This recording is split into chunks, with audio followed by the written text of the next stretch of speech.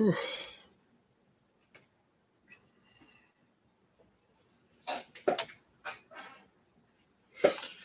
right, this is a subscription stream for TO. Haven't worked on your models for about a week. Just catching up on a few other clients' commissions, but back to it. And we should be working on this the rest of the month. So plenty of time left. Where we left off was we had laid the blues. We had laid some browns for the cloaks. And that was about it. So we're picking up from there. And yeah, that's about it.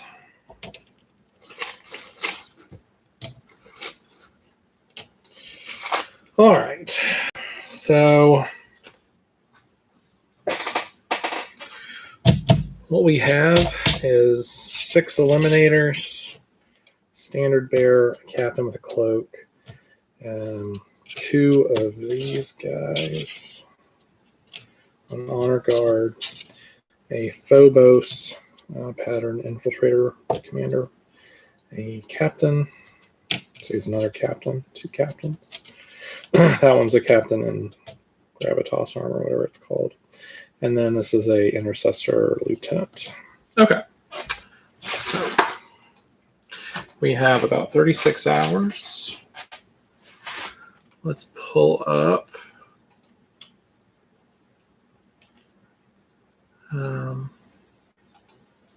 Oof.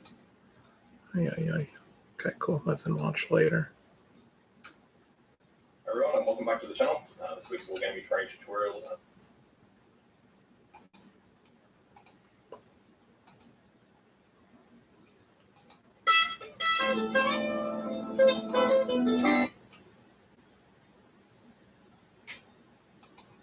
The year was 1990. Games Workshop, together with Milton Bradley, had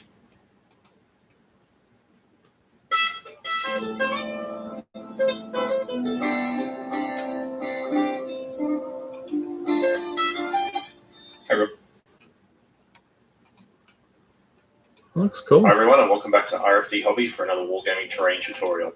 In this week's build, I wanted to show you how to make ruined buildings. Now, these are a pretty common build that you'll see on a lot of terrain channels these days, but there are. Hi guys, and welcome to another Wargaming Terrain video. This week's video, I wanted to do something a little different and just. Hi everyone, and welcome back to RFD Hobby for another Wargaming Terrain tutorial. Holy shit. That looks good.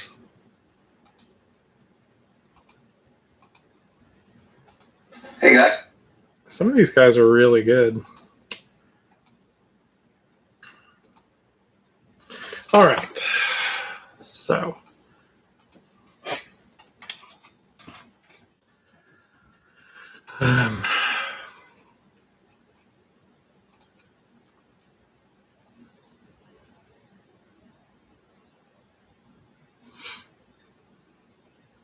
There you are.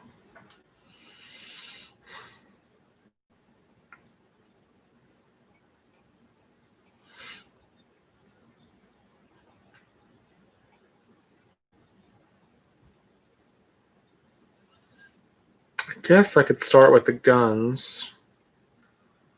Yeah, there's plenty of gun to do. And if I want to break it up, I could do the cloaks. And I think laying down a basic red for the cloaks would be good. Cool.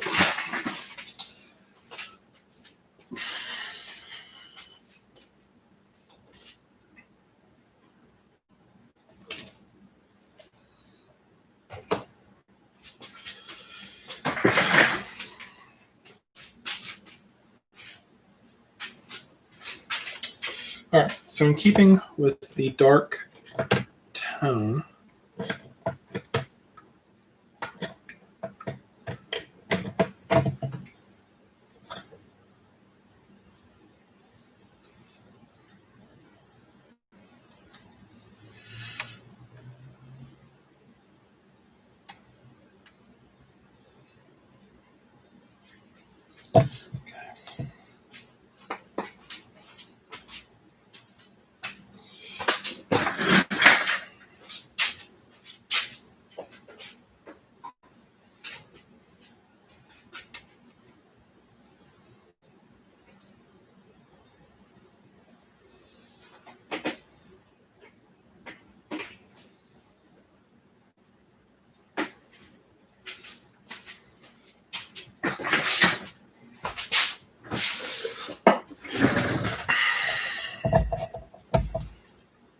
Yeah, it's too purple. Can't do that.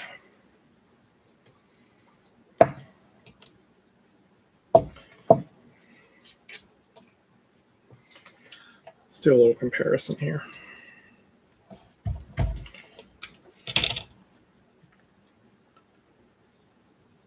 It's pretty good.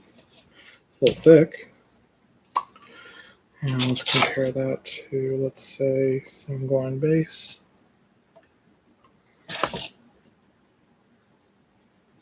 Sanguine's a bit more purple. So we're going to stick with deep red instead. Oh my god, that's thick.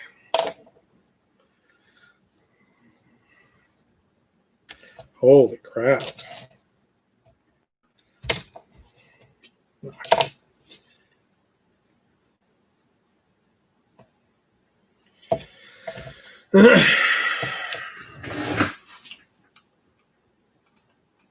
Printers, they do cheaper versions as well, so the printing probably starts at $20-$30 somewhere, whilst these ones are quite a lot more expensive because it requires them to do reprints and tests and change angles of them to make sure that they are flawless. I hope. Let's find out. And for the comparison copies that I'm doing, I'm going to print them with my own home printers. And I'm going to do it the same way that I do when I print stuff for myself. Pretty much just going to be auto supports, and then I put on some extras to make sure that there's no overhangs, and just print it once, because otherwise this video is going to take me another 2-3 weeks to make sure that I get perfect prints. And it's been 6 months already. So let's just do this quickly to get some comparisons to show you kind of the quality difference. So the first minis we got is from Gecko Painter, and I'm really hyped about these. So Gecko Painter is actually kind of a well-known name. I used him for one of my other Fiverr videos, but that time he painted one figure. This time he 3D printed them, so it's cool to have him back. He prints his stuff on a printer brand called Solus. It's one of these like high-end printers. The cheaper ones, the older ones they had used to go for around $4,000. And the newer ones cost around $10,000. I'm not sure exactly which one of these he's using, but either way, it's going to be amazing to look at. The high-end printers, the cheaper ones, the older ones they had used to go for around $4,000, and the newer ones cost around $10,000. I'm not sure exactly which one of these he's using, but either way, it's going to be amazing to look at. So the first one we got is obviously Elon. And this one I had the printed copy already 6 months ago, so it wasn't this one we had to wait for. But this one, I remember going back 6 months ago and getting the first copy of this one and just looking at the detail.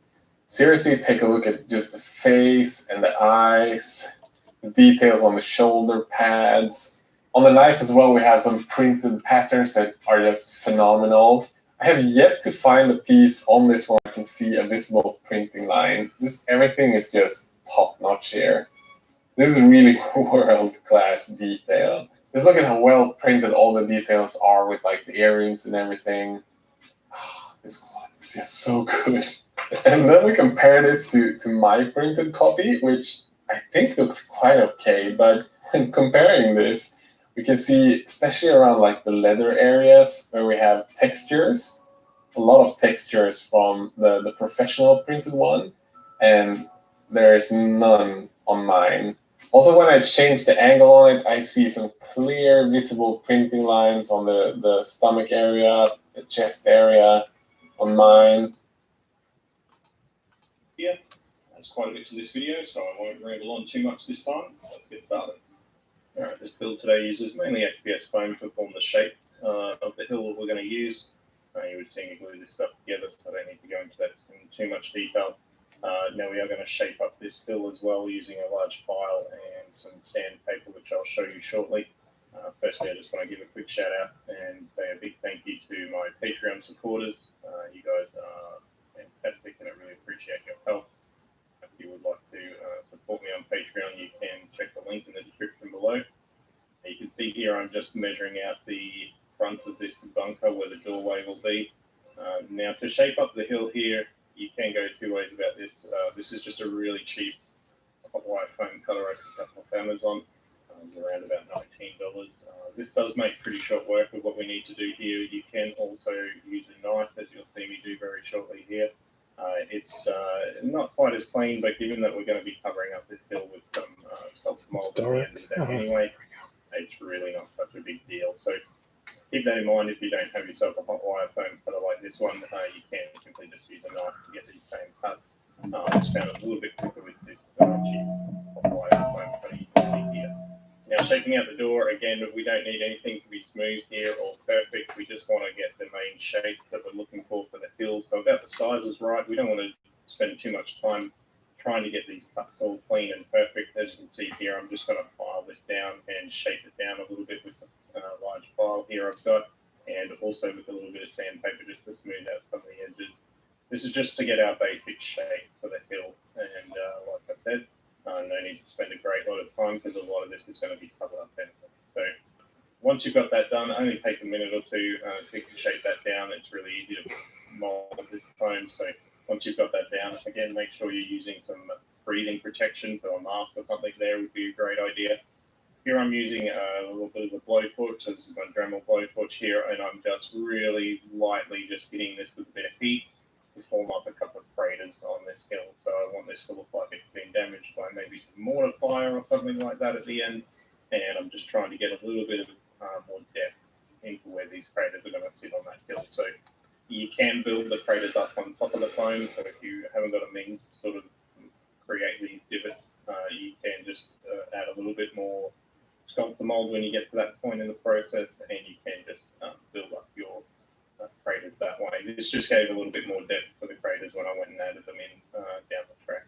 Now the main base of this is just some 3mm MDF that I've cut down to size.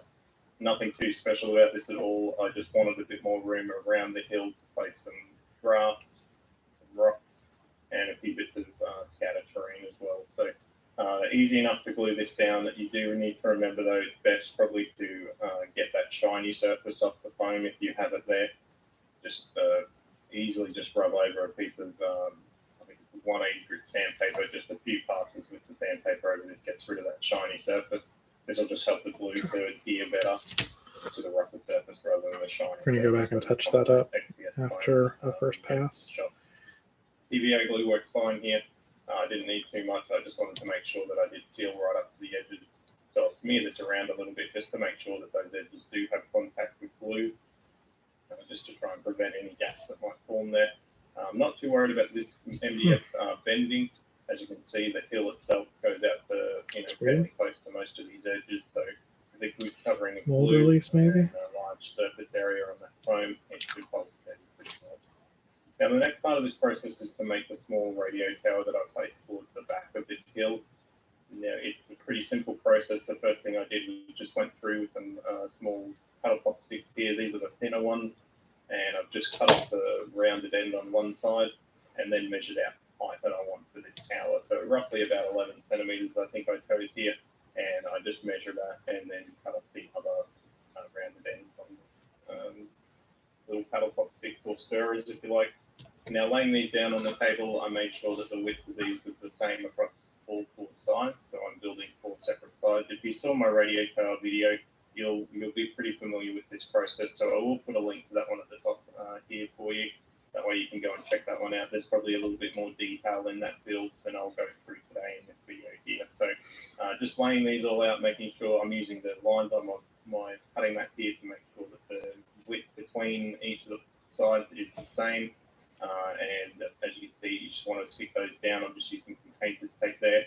And to form these up, I'm just going to use these little tweezers. These ones I got from Army Painter. They are really good, actually, good quality. I know tweezers probably seem like tweezers, but they definitely didn't skip on the quality of the tools that they provide there at Army Painter. So definitely check these ones out if you get a chance. And if you've got means to get a hold of them, they are really good to get 2 in a packet. And like I said, they are pretty good quality. So there you can see I'm just using matchsticks to form up these little grids that are going to make up the sides of the radio tower here. Again, in my previous video, you'll see that in a little bit more detail. Just want to make sure that you've got enough room for those little pieces of matchstick to adhere to the glue. So you don't want these to cover the entire stirring stick when you place them down. because what that'll mean is it's harder to get the four sides to join up and glue together. So you want to leave yourself a bit of a gap on the edges of these bearing sticks when you put the matchsticks on, just so everything sits together nicely. So I'll just speed up through this process here of me placing these on. Again, you just want to try and make sure you follow the same pattern across all of these sides. So these are the four sides that I'm building up, and as you can see, it takes a little time, but there's nothing too precise about this. When you do glue it up, make sure you put something on it to weigh it down and hold it flat. The glue can sometimes make those bearing sticks warp a little bit, but so long as you've got something heavy to hold them flat while the glue dries, once they dry, they'll be nice and flat and nice and easy to glue up. So here I'm just dry fitting these together to make sure that they are going to sit properly, and I don't have too many gaps in any of this. Again, don't need to be too precise. I'm going to base coat those with some Mod Podge and black paint, and then I've just glued this together with some hot glue. So you will find that you'll have some squeeze out from the hot glue where you glue this together. I find just running around some of those areas with the craft knife and just scraping those off, smoothing it down, because we are going to apply more paint to this down the track. So you can paint this to any color you like. You can paint it at this stage of the process if you want, as soon as you get this pop on it, which is again is very simple. It's the same process I used in my radio towers, just a little bit of balsa wood to go around the edges and a little piece of foam to sit on the top as the top of the tower, and that'll allow you to pierce in a couple of little toothpicks or lollipop sticks or whatever you want to put in there to sort of dress this up a little bit. Hot gluing on the little pieces of balsa to form the border around the top. Very simple, nothing much to it. I won't go into great little detail for that in this video here. Check out my radio tower video to see some more details on that process. Easy enough to trim this up. Again, you'll probably have some overhangs and some different angles down on there, but it all works out fine in the end. Just trim it up, and then once you get it with the paint, it'll look perfect. Now, across the front of the building here, or the bunker where I'm going to have my doorway, I want this to be concrete base. So if you look up pictures of these types of bunkers online, you'll see that generally they'll have a concrete retaining wall at the front where the door is, and that's what I'm trying to form up here. So I'm using this little 45-degree cutter that I made up. I've showed that off in a previous video. It's really handy for cutting perfect 45s into your foam board. Just honestly, it's a piece of scrap wood cut at a 45-degree angle with a craft blade screwed on there. So not much to that, but I found having those angles there just help this all sit together quite a bit more nicely. So you don't need it to be perfect because it is just going to be sitting in against this foam, and we are going to be sculptor molding around the edges of it. But you can see there, I've just cut all those little pieces there just to sort of form in and fit together the front of the building so I don't have too many gaps. Now here I'm just building a quick door for the front of the bunker. Now again, this is a process I've covered in my shipping container video. It is just cereal box cardboard cut into little strips and glued on there. I've made up a couple of little hinges for this one. I'll put a link to that shipping container video because it go into the process of making those doors quite a bit more detail. Now to glue all this in, I've just cut those to shape, making sure that I've got a little bit of overhang on those concrete walls, and I'm just going to PVA glue them into place, and using some pins, I'll hold them there. That'll just make sure that they don't sort of bend out or warp as the glue dries, and make sure that they stay in place for the drying process. Now once that's done, what I'm going to do here is just hit the top here with a little bit of PVA and black paint. Now the reason I did this just in one square at the top here is I'm going to actually put a little gun emplacement at the top, and originally I thought I was going to stick this down before moving on, so I thought it was probably a good idea there to black out the inside where the gun emplacement was going to be. Turns out in the end I didn't glue the gun emplacement down for a little bit later, so you don't need to follow that step exactly at that point. You can probably, even at this point, you could hit the entire foam board there with Mod Podge and black paint if you wanted to. Which is just a little thing to build. My little gun emplacement is going to be a little bit different than my gun emplacement video that I did previously. Here I'm using just 4 sides. Now, they're not all equal sides because the front and the back have 45-degree angles cut at the sides. They're facing outward, so that when it's all put together, when I a little window there for it, and the PVA glue and pin will hold all of it together. You don't need to go into too much depth as far as this goes. Any part of this process is certainly able to be changed or the size, and then went around and hit them with another spot of glue, and then just the baking further. So here's the razor wire. We went on Fiverr to get 5 miniatures 3D printed by professional 3D printers. They're made with tools that costs up to... None of these are still available to buy. It has these rings, you have visible layer lines. The one from Panda Printer has none of that. The detail is top-notch. So friends, I hope you had a little bit of fun with me today. For me, this was a really fun comparison to see sort of like the height. In this video, I'm going to give you 5 games to get new players into miniature gaming in 2020. Now, I made a video a little while back, well, almost 2 years ago now, about 5 games for new players to get them started into miniature gaming and the wider hobby. Well, that video still seems to get watched quite regularly even now, so I thought I'd do a 2020 update, as there are a lot more games these days, and to see if the ones I recommended back then would still make the list today. The first criteria I've set for these games is around ease of getting started and the speed to get you into your first games and getting them played. For example, are the models difficult to build, and do you need a lot of hobby tools and maybe extra knowledge or experience before you can play that first game? Painting minis later is a consideration too, but I didn't want the game to be overly hard to get playing as a first point of entry. The second thing is cost. Now, Necromunda Dark Rising, for example, might be a beautiful box set and a great game, but the cost is a lot if you're just testing the water to see if miniature gaming is something a new player might like. Lastly, I'm only recommending games that I've actually played. There may be some fantastic ones out there, however, if I haven't played them, I can't really recommend them. That said, I have played a lot of different games, and I'd love to hear from you in the comments about your recommendations. Stay tuned to the end for some honorable mentions that might fall outside of this criteria, but have been recommended by my awesome Facebook community as great starter games. With that said, let's start with the first one. In the last list, I included X-Wing, and whilst I still think that's a good option for a beginner, maybe the hobby side of it is less of a draw. You could also include Aeronautica Imperialis from Games Workshop in this category. However, there is a little more clipping and gluing required before you get it to the table for your first game.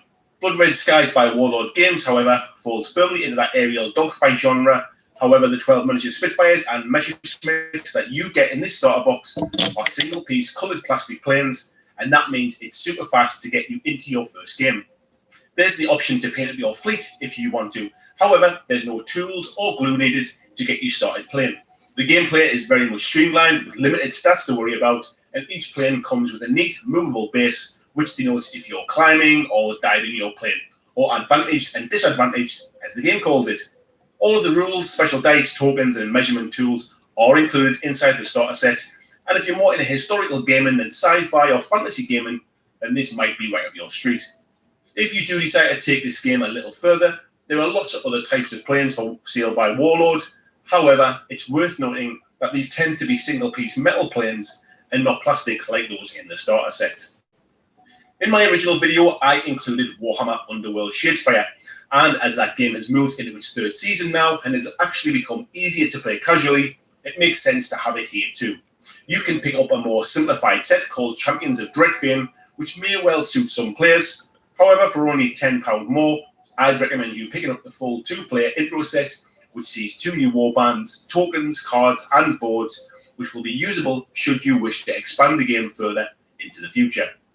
The minis do come on plastic sprues, so you will need some clippers or a sharp knife. However, they're coloured plastic, so painting isn't required to tell them apart, and the models are push fit and don't technically need to be glued together. What's also good news is starting with Season 3, if you should pick up additional warbands, they will come with a playable card pack out of the box, which is perfect for more casual players, and so the deck building aspect we saw in Seasons 1 and 2 is less critical, unless you either want to do it or you decide to try and go uber competitive. Now, Games Workshop make arguably the best miniatures in the market. They're more readily available than some other games, and there's always a large community of players if you get hooked. With an improved access point for newer players, I think Beastgrave is an even better bet than Shadespire was back in 2018. Star Wars games are no new thing, and Legion isn't new either. Originally releasing in March 2018, the game had some high expectations. Fantasy Flight Games put their weight behind it, and after the success of X-Wing, along with the Star Wars license itself, plus the core box giving us the opportunity to pit Luke against Vader, this was hugely exciting. Sadly, however, a poor release schedule, slipped dates, and initially very similar waves of white armoured Imperials versus brown-clothed Rebels didn't see the game hit the market the way it possibly should have. Fast forward to the end of 2019, and FFG released a second starter box bringing the Clone Wars era, which would see extra factions available to play, and the steady releases throughout 2018 and 2019 means there's a lot more choice now, with Han Solo, Chewbacca, Boba Fett, and the Emperor, along with Tauntauns, dewbacks, and vehicles. Star Wars Legion is a fun game to play, and the very different movement rules, which are simple to understand for beginners, along with some very nice models, definitely make the game feel like Star Wars, which is actually a huge draw. If you're new to tabletop miniature gaming or introducing someone new, the models are not so difficult to build. Clear instructions from FFG help this, and the theme of the game is very easy to understand. If you're a Star Wars fan, you're already into the lore and the universe, and you know exactly what the aim of the game is. Recently, FFG have released rules for playing at a lower points cost, which means getting started in the game is now even easier. If you're looking for that tabletop experience with an army rather than a small warband, you could do a lot worse than use Legion as your entry point. There are a lot of games on the market now, and that means a very wide and diverse world to choose to play your games in. With that in mind, I'd like to offer up something that may well have flown under a lot of people's radars. Burrows and Badgers is a skirmish game, which sees you building small warbands of anthropomorphic animals. The game is set in the Kingdom of Northumbria, which is a fantasy world which may well be based upon the real part of the world where I live. Fighting over ruined buildings, haunted forests, and misty marshes, the aim of the game is to defeat your opponent, while keeping your characters alive and developing their skills and abilities. You have the choice of rabbits, hares, badgers, mice and foxes, to name but a few, and there's a fun progressive campaign inside the gorgeous rulebook. The minis are really well sculpted and produced by Western Games, and they come as single-piece metal minis. So if you're a fan of old-school sculpting, you'll absolutely love these. The game is simple enough and priced perfectly to dip your toe in. You do only need a handful of minis to get started playing. However, you may well feel that need to pick up lots of different animals once you get your hands on them. It's perfect to introduce gamers who may well not be attracted to the mass market sci-fi and fantasy games and are looking for something a little more unusual. Lastly, I've included a game which I still think stands the test of time, and I still think is the best miniatures game to introduce new players with. That game is The Walking Dead All-Out War. Now, whilst the game is based upon the comics rather than the TV series, the concept and the story is the same, so fans of the TV show will still feel engrossed in this. The quality of the single-piece plastic minis are both very detailed sculpts, whilst not being overwhelmingly so that could put a beginner off maybe taking a brush and paint to them. The game is very much narrative in its approach of playing out the storylines. However, if you do feel the need for a more competitive approach, Mantic now do a rule set called Call to Arms, which is aimed at a more tournament-minded gamer, but uses all of the same models. Personally, I still much prefer All-Out War. You can play the game solo, either to teach yourself the game, or just play more games when opponents aren't available. Being able to play cooperatively alongside your potential new gaming buddy and fight off the walkers together is huge, as it feels less confrontational when you're just getting started, and can really help you to get people involved. You can, of course, then go on to play player versus player, with the walkers being a problem to both of you, whilst you try and grab those all-important supplies. The game has a very loyal community who continue to play and support this game, and Mantic have already announced further releases, which are planned this year in 2020. The game may well be 3 years old now, but it hasn't lost any of its original appeal, and it's always my recommendation when anyone asks for a good place to get started in miniature gaming. Well, there's my 5 recommendations. However, some honourable mentions would be Warcry. I love the game, but the fact that the starter set is now out of print and the minis and terrain take a little bit more in hobby skills, I think it would be a great game to be shown by someone, but maybe not the easiest first steps for someone who's never played or hobbied before. God Tier. This is a new game which sees some very well-priced starter boxes along with single-piece coloured plastic minis. It's a game based upon hex-based combat, without the deck building of Underworlds. The only reason this isn't in my top 5 is I haven't played it yet, but I'm hearing nothing but great things about it, so it's probably one to watch for. Marvel Crisis Protocol. Perfect subject matter for a new gamer who's into the Marvel Universe. There's 2 reasons it didn't make my shortlist. One is I haven't played it yet, and 2, I'm hearing that the minis are quite fiddly to put together, which is quite frustrating if this is your first step into miniature gaming, and it could quite easily put off new players. Once I've actually played the game, maybe I'll forgive the ease of building issues and recommend it as one of those top games to get new players into miniature gaming in 2020.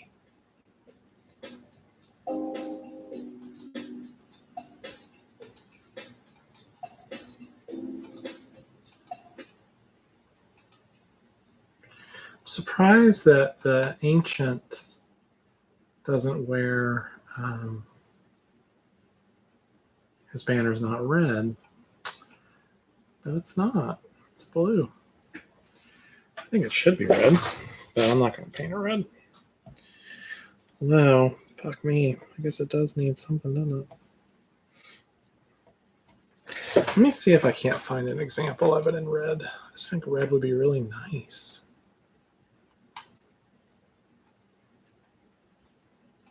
Let's see, everything else is red. How about, let's see. I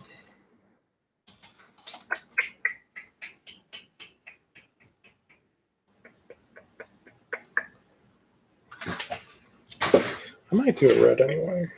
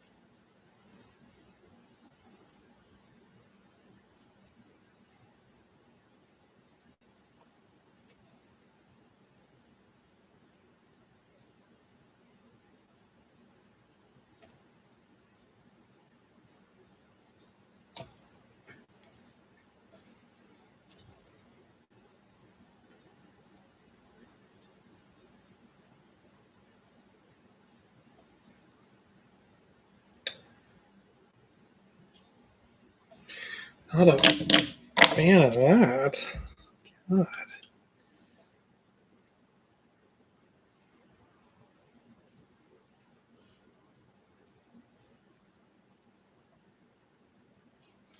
What a narrow little area.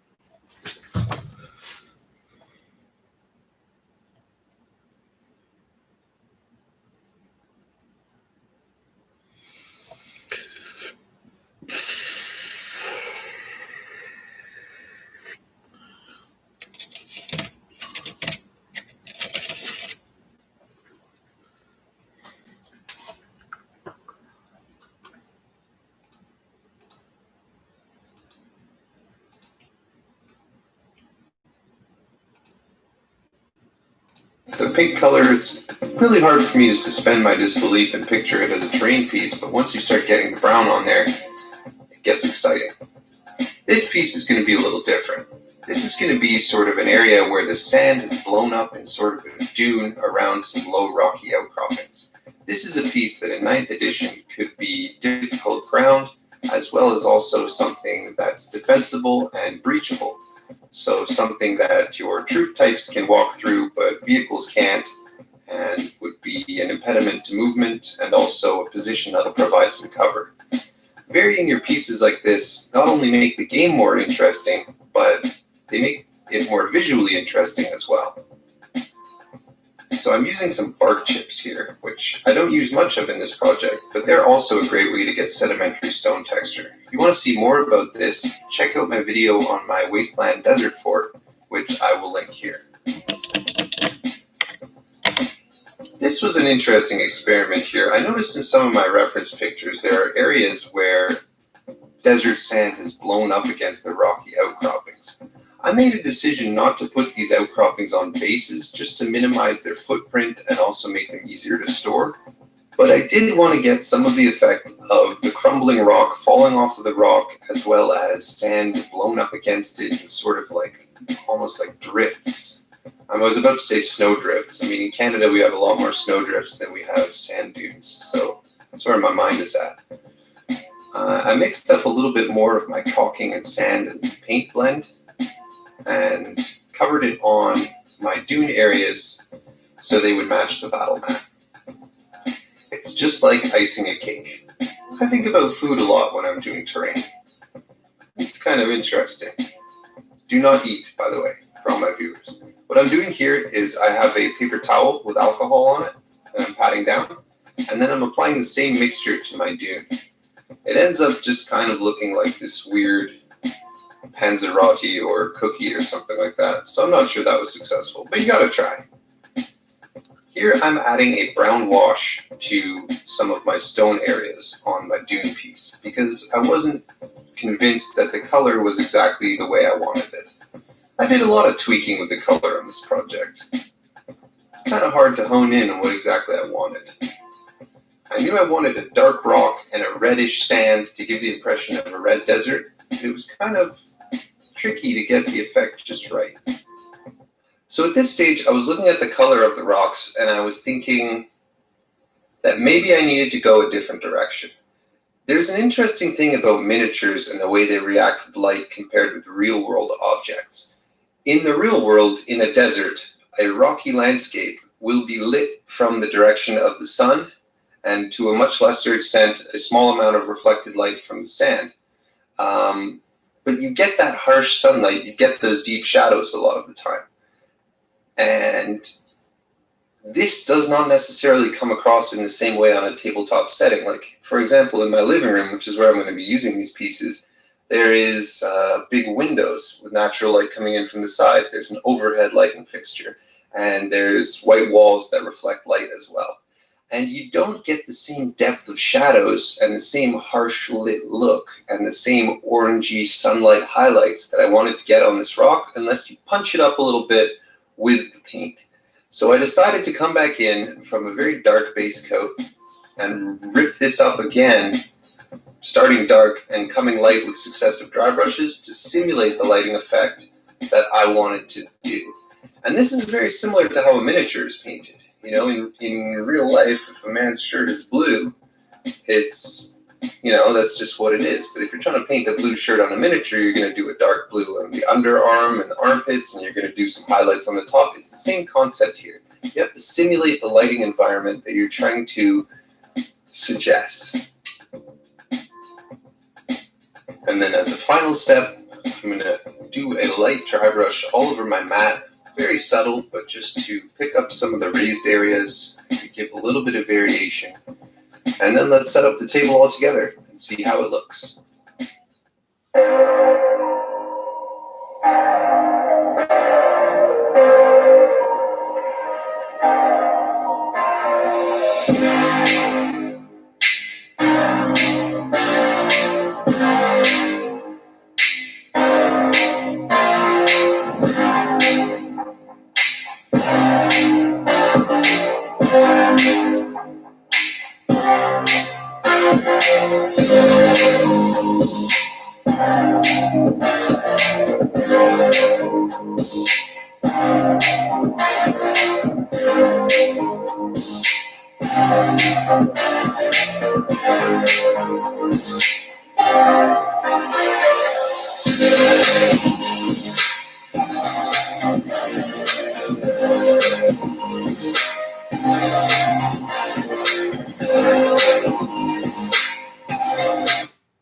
this video, I'm going to show you how to make some awesome industrial terrain using only cardboard.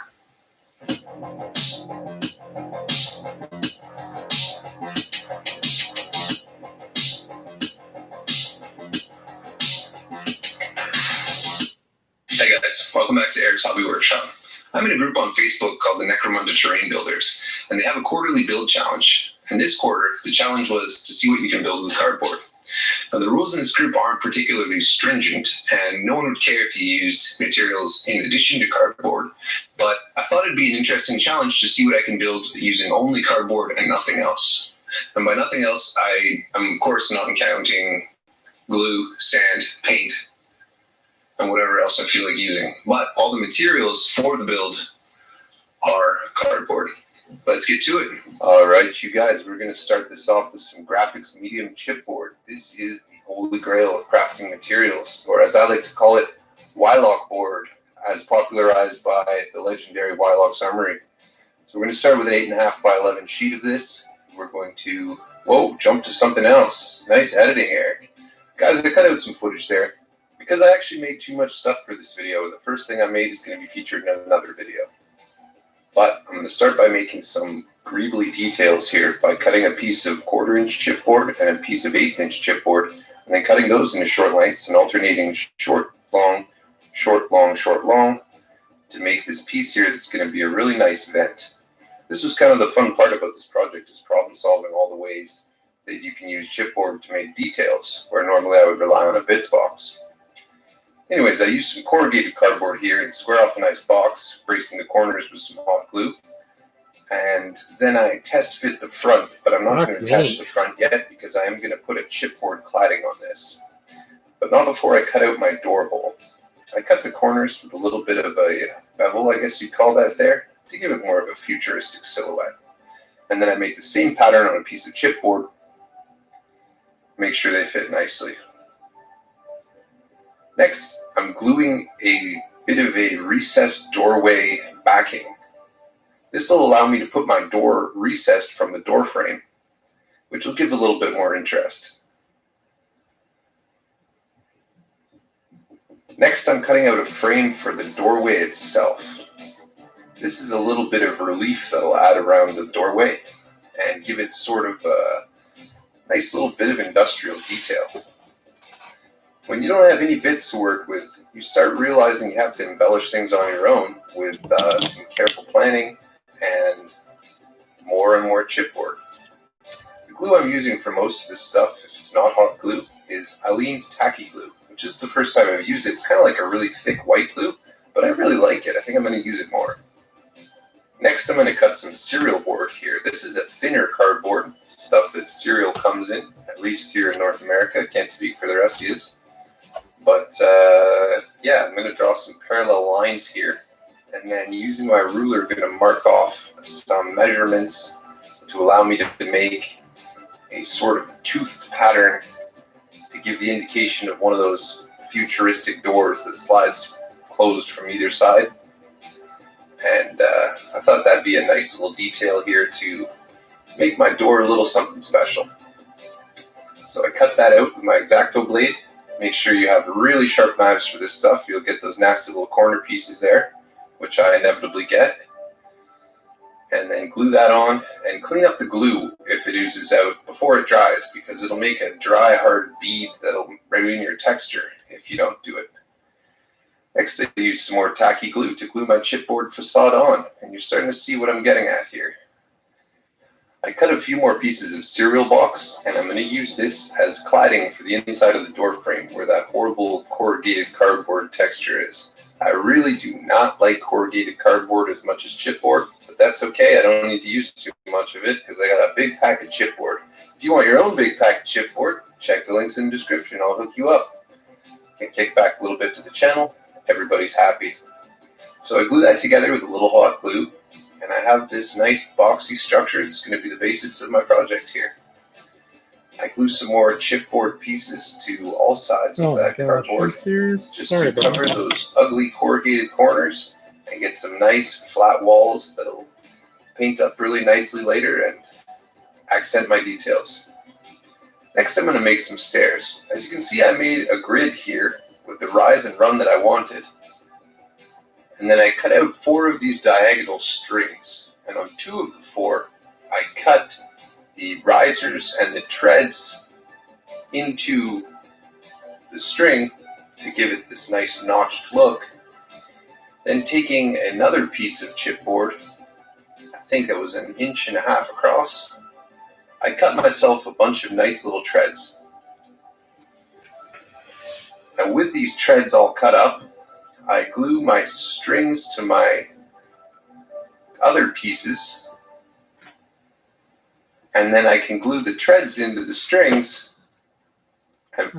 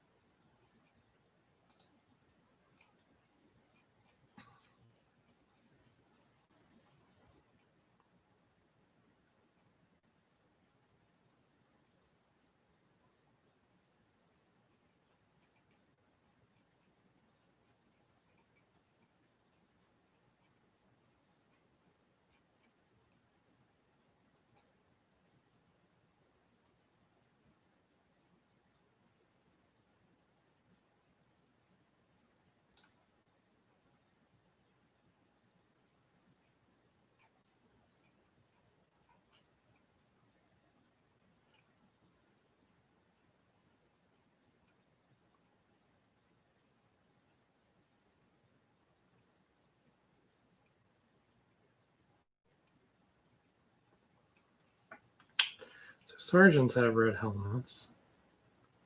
That's it. Interesting. I make myself a nice stick glow. And this really helps to tie in the realism. Meh. Hey guys, welcome back. I sort of ground these pastel colors with... Hey guys, welcome back. Nice. Nice.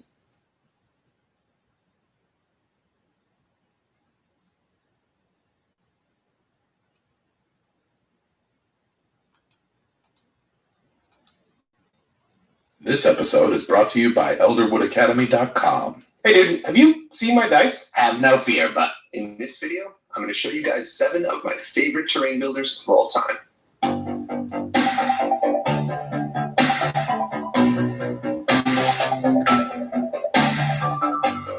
Hey guys, welcome back to Eric's Hobby Workshop. In this video, I want to show you guys some of the terrain builders that have really influenced me and the content I create on this channel. Now, this list will not feature guys like Neil from Real Terrain Hobbies, or Trent from Miscast Terrain, or Jeremy from Black Magic Craft, or any of these guys that already have a real established YouTube presence already. I want to draw some attention to some of these guys that you might not have heard of, but should definitely check out. So without further ado, let's get to it. First up, Soul Vince. This guy creates some of the coolest and most realistic industrial terrain I've ever seen. Through a combination of kit bashing the familiar GW kits in a way that remixes them to create something fresh and new, as well as adding styrene pieces like pipes and little girders and I-beams and little bits of chain, he creates really deep, extremely detailed settings that are absolutely mind-blowing. He's been working on a set of tiles for, I guess, an underhive sort of setting, and it's absolutely amazing. He's also a master of weather. Creates really deep in a way that to it. First up, Soul Vince. This guy creates some of the coolest and most realistic industrial terrain I've ever seen.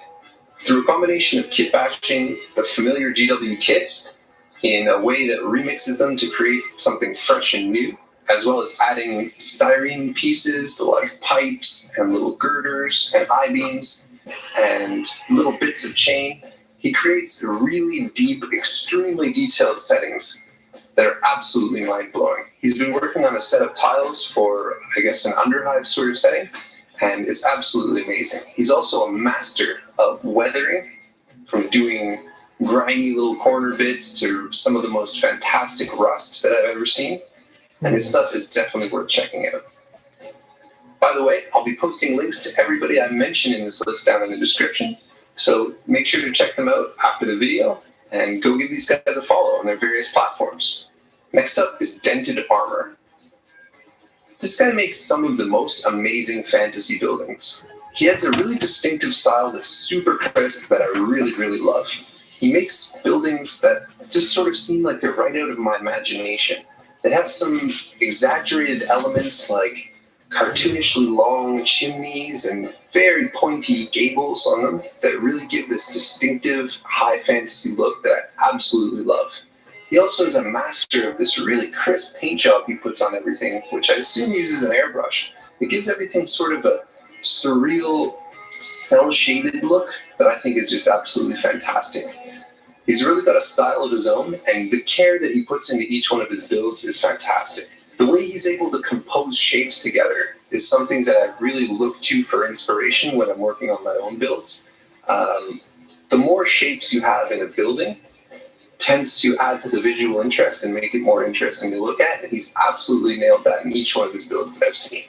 He also scratch builds all of the details that go onto his piece, like doors, windows, things like that. He's done some little tutorials over on Instagram that you guys should go check out. Next up, Neil101NR, or Neil Reed. This guy is absolutely mind-blowing in the stuff he creates. His most recent project in particular is just jaw-dropping. It must be at least 6 feet tall, and it's a hash waste hive spire type structure that's just, it's literally jaw-dropping. Like when you see this thing, it's one of the most amazing pieces of terrain that I think anyone will ever make. It's composed of plumbing fixtures and I don't know how many GW kits in a way that is, quite frankly, masterful in its composition and its structure. And then it's given a fantastic paint job and weathered immaculately as well. And there's even detail inside, which is one of my favorite parts. It seems to be able to be deconstructed and played inside. And Neil has this really, really cool technique where he uses those normally annoying strings from the glue gun and he sort of strings them across corridors in a way that looks like some sort of futuristic dystopian spider web, or it's just it just adds so much visual interest and detail, and it's a really cool technique. I've never had any feelings except for utter loathing for those glue strings until this guy. But it's nothing new for Neil to be a pioneer. His name on Instagram, Neil101, apparently comes from he's been into the hobby since White Dwarf 101, and he's extremely prolific in the amount of fantastic terrain projects he's created over the years. One of them that I find particularly cool is something that's called the Ark, which is a massive Space Hulk type board that he did.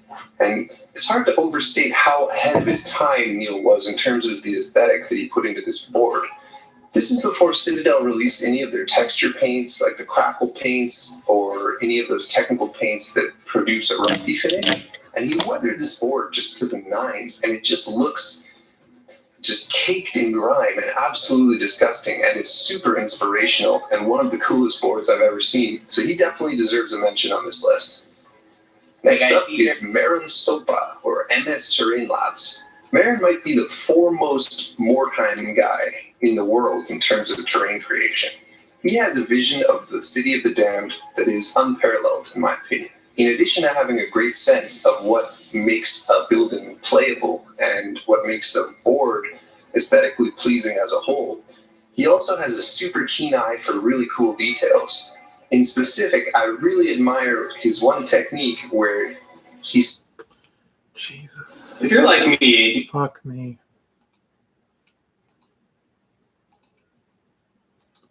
Hey guys, Steve here at SKS Props. Today we're going to make a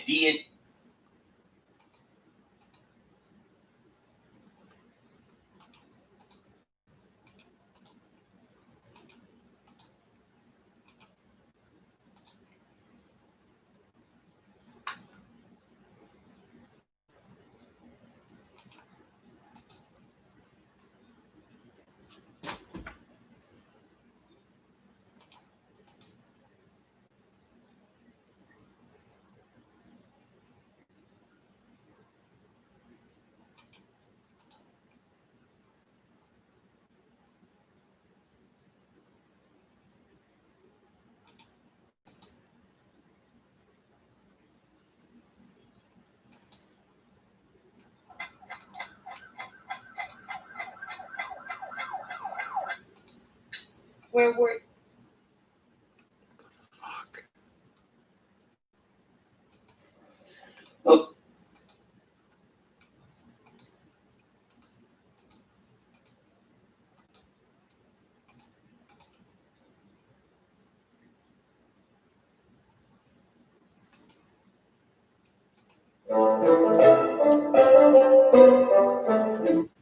Hey, Crafters, great to have you with me. I want to talk about different terrains for my Adventure Isle project. And have you seen other videos?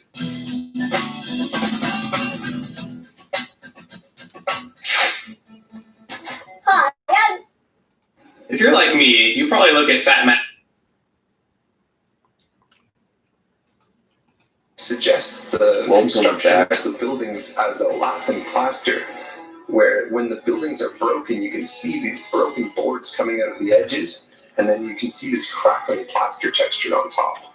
And I think he actually goes into depth about how he does this technique in 28 Magazine, and I've yet to try the technique for myself yet, but it's using an air-dry clay. Most recently, he's done a board that has a sewer tile system, so he's taken all these really cool pictures and posting them recently of these amazing resin pours with broken down old docks and crumbling stonework pouring into the water, and then these looming ruined structures in the background with sort of a sunsetty sky, and it's just like fantastic stuff. His photography work really does this piece of justice as well, so I definitely recommend you go check him out. Next up is Dylan Gould, or 40K Am Slams.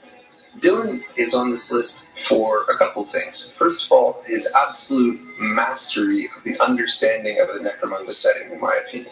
If you don't know much about Necromunda, it takes place in a vast hive city where, if you can imagine Manhattan stacked up into the sky to the point where the top of the spire is in space, and the elites of Necromunda look out into a starscape where ships are docking below them on the spire. Contrastingly, the downhivers, the underhivers, everybody who lives below lives in this teeming metropolis where structures are piled on top of each other over thousands of years, and there's urban decay and industrial pieces and massive ducts and vents and crisscrossing gantries, and it's one of the coolest things that just gets my imagination going every time.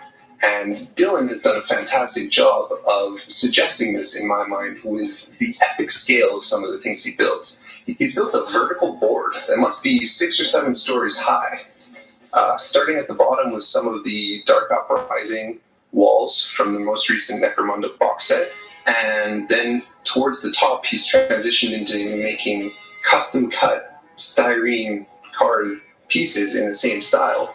And then here's the mind-blowing part. He riveted the whole thing with tens of thousands of rivets by hand, which is a level of patience and dedication that I can only aspire to. He is a little bit different from the other people on this list in that he does have a YouTube channel. He just recently started one, and he shows some of his weathering techniques, which are really awesome on there, so go check him out. I'll link him down below.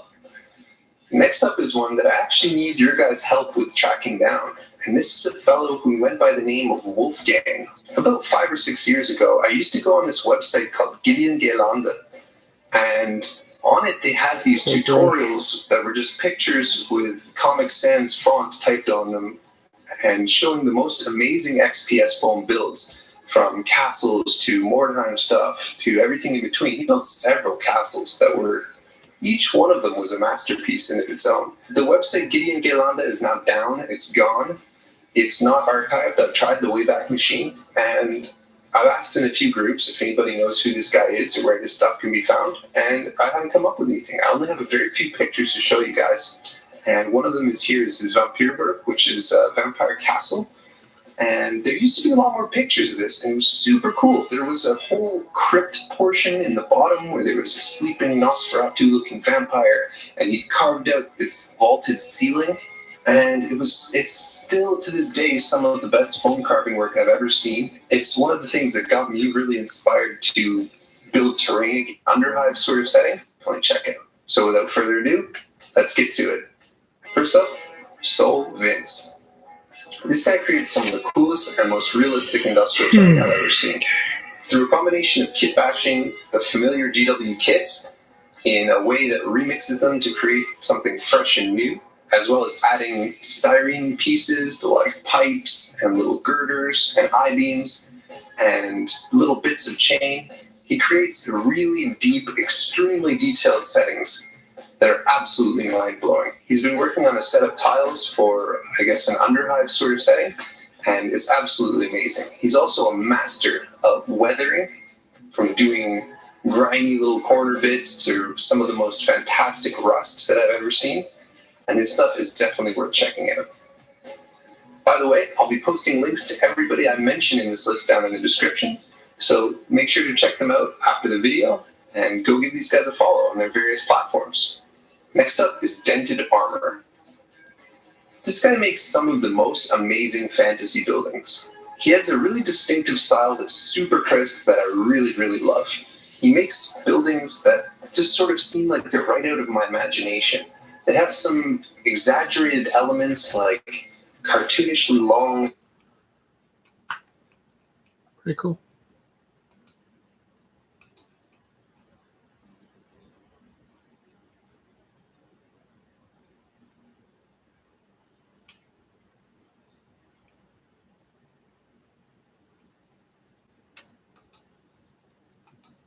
Bradley had a full year of great success with their now legendary game, Hero Quest.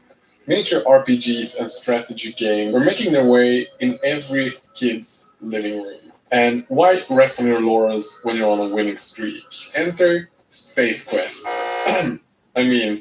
Star Quest. Space Crusade. What? Space Crusade? Space Crusade. Enter Space Crusade, an adventure board game for 2 to 4 persons, where one player takes the role of the aliens on the Space Hulk, which is a mixture of orcs, necrons, or rather androids, Gretchen, Chaos, and Gene Stealers, with one objective in mind: to stop the opposing players from completing their missions. And the other players, they all get to decide between the 3 OG Marine chapters: Ultramarine, Blood Angels, and Imperial Fists.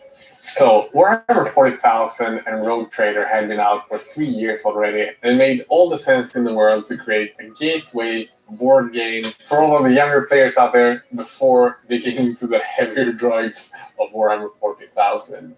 And Space Crusade was a simpler game than the more advanced RPG games like Dungeons & Dragons or Advanced Dungeons & Dragons, and a lot more affordable compared to a full-scale Warhammer 40k game. And quite frankly, a bit more approachable as well for a young player. So for £35 or $35 approximately was the price back then, you could get a full game filled with miniatures, you could play it directly, and you didn't have to paint any of the miniatures. And it borrowed the setting from the now more famous Games Workshop game, Space Hulk.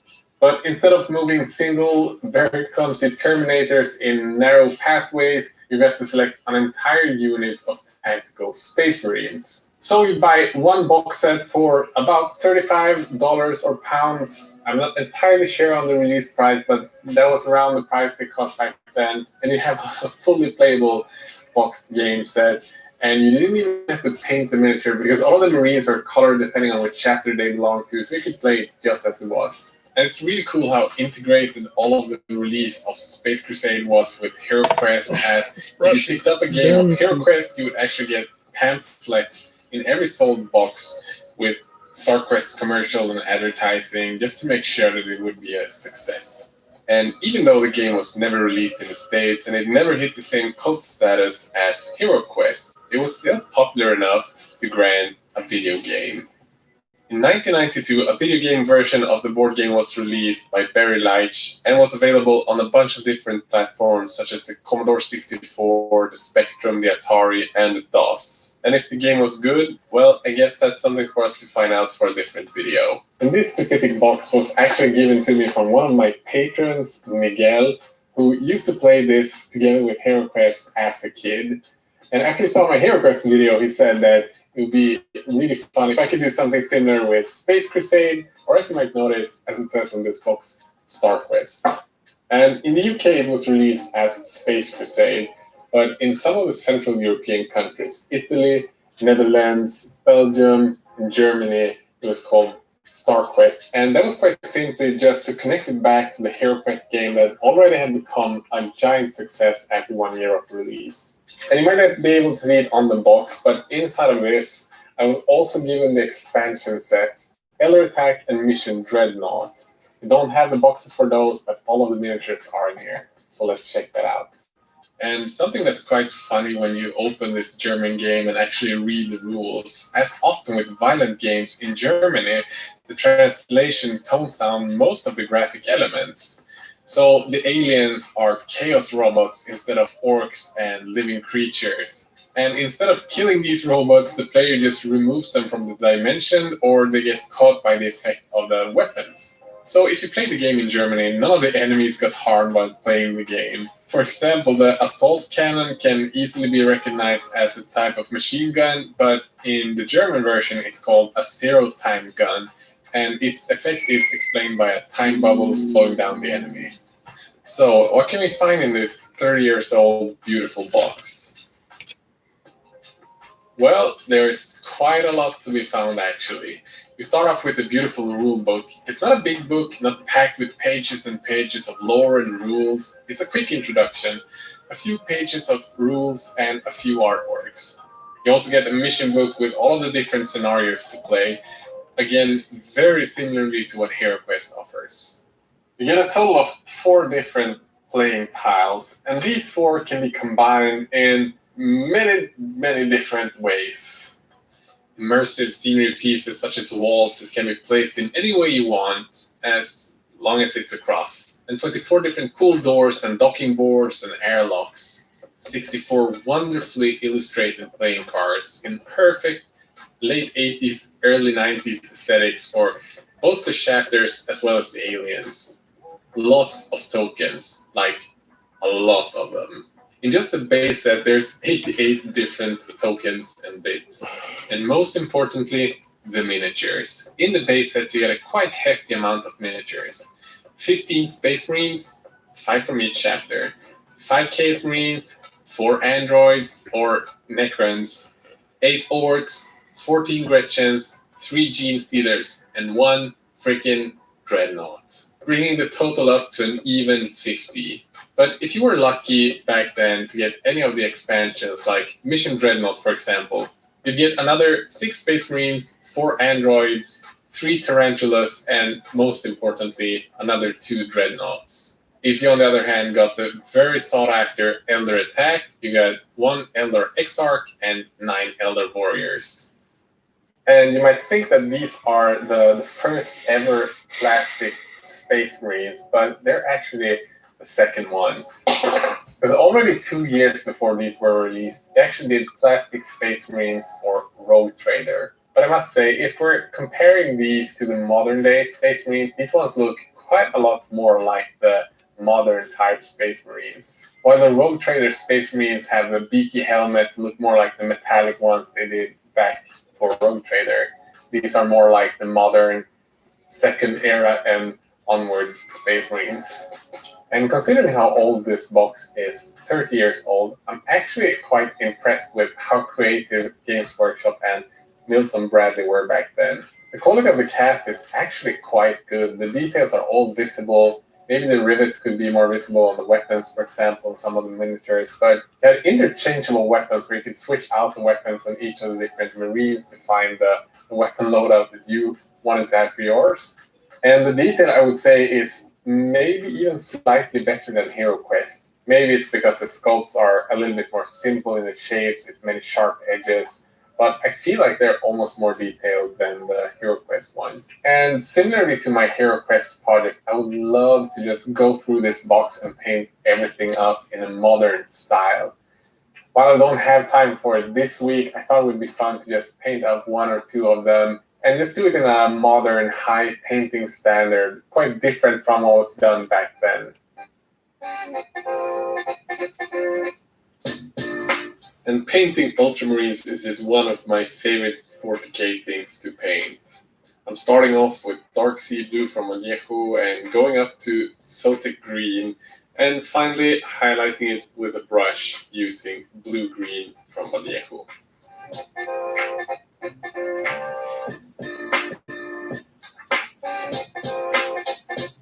I'm also using my non-metallic metal gold recipe on some parts of the armor and the Aquila on the chest. And the gold just works so well in symbiosis with the blue tones of the armor.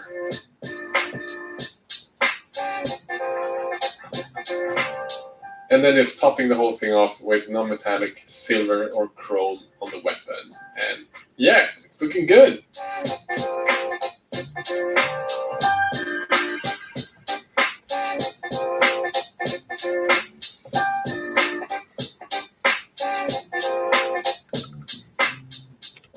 And in the end, I just love discovering these old historical pieces from the history of Warhammering.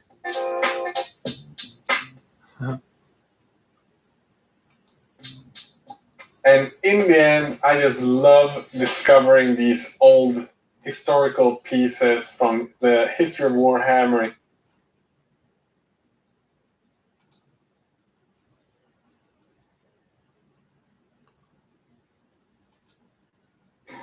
Today I'm going to show you my process of underpainting.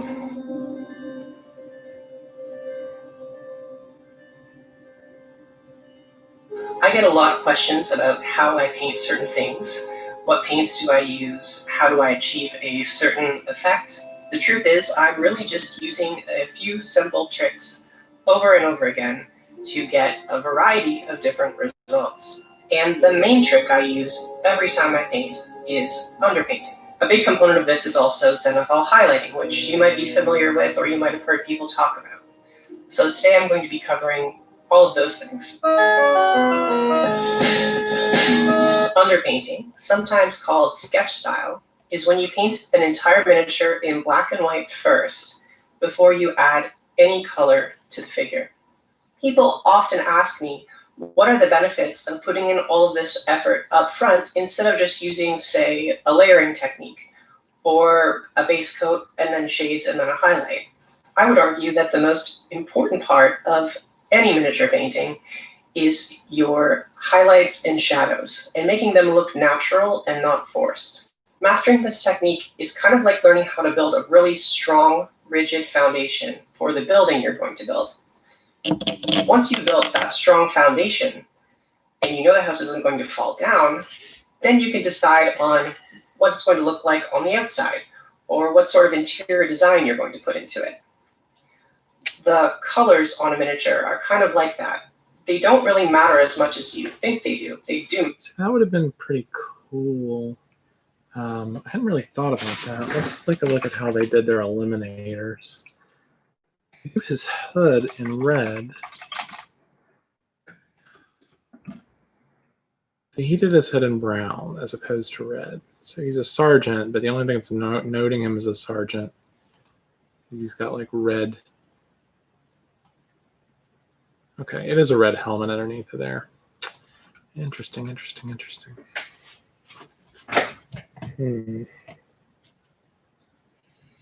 All right.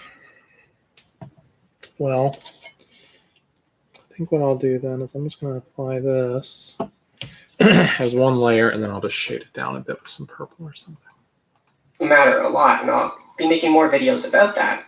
But I feel like the most important thing for any painting is how dark the shadows are and how light the lights are. And I think when a lot of people look at my paintings and they say, wow, this has really bright colors, how do you achieve this?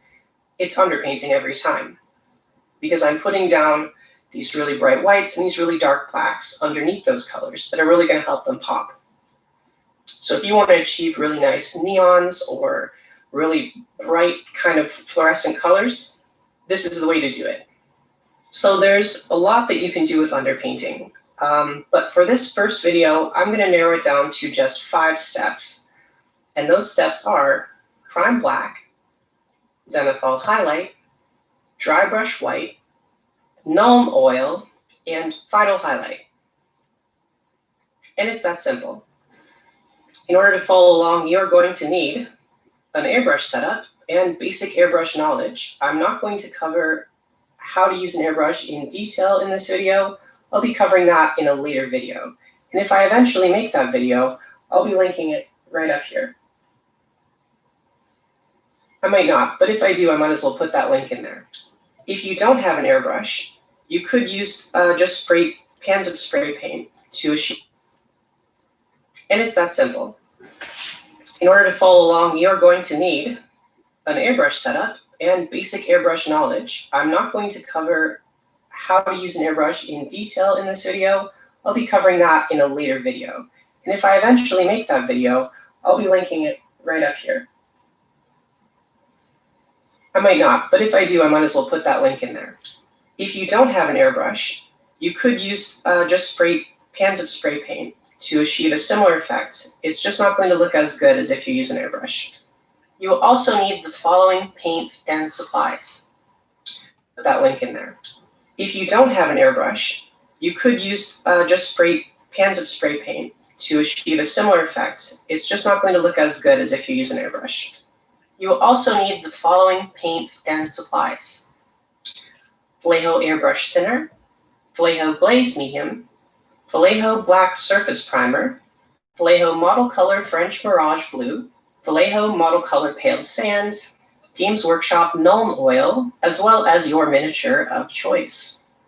You're also going to need some sort of palette, nitrile gloves, paper towels, a water glass, a brush with a good tip, a brush with a very bad tip that you don't mind ruining, a cheap makeup brush for the dry brushing, although you could use any wide brush, as well as any other basic supplies you use for airbrushing, which I'm, again, not going to cover here because this video would get too long and complicated.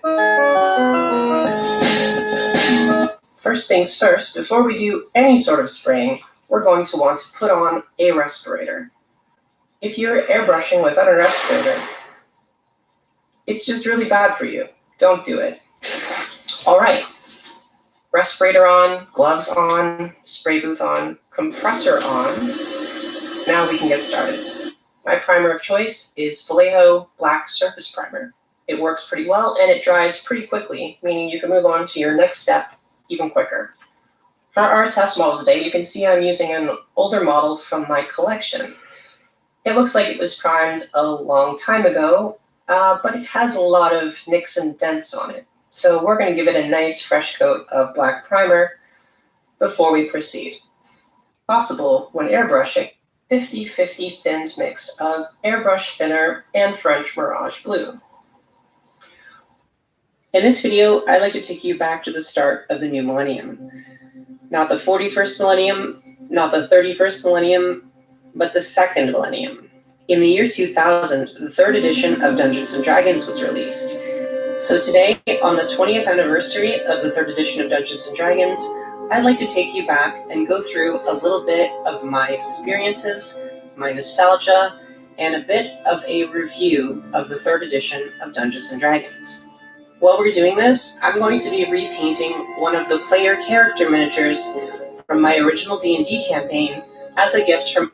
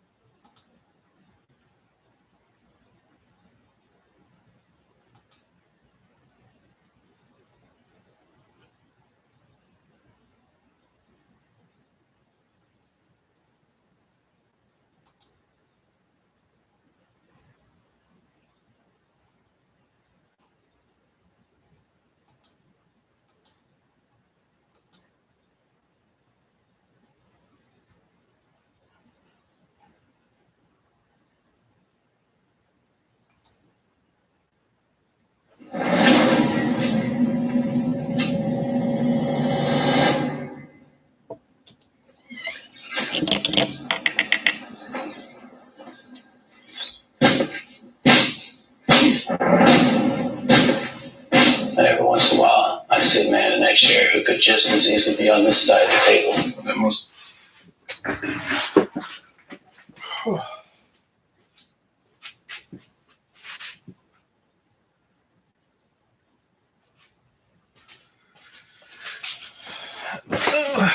Okay. And then for these two dudes, Also, just for show. How's my left stud? Man, principle. Relinquish it now. You know the difference between right and wrong, and you have a moral compass. I knew before you told me that you got an American flag in your home, you probably got more than one.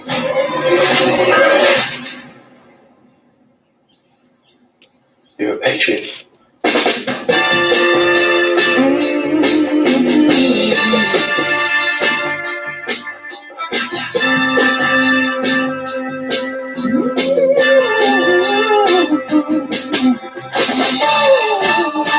It's a dangerous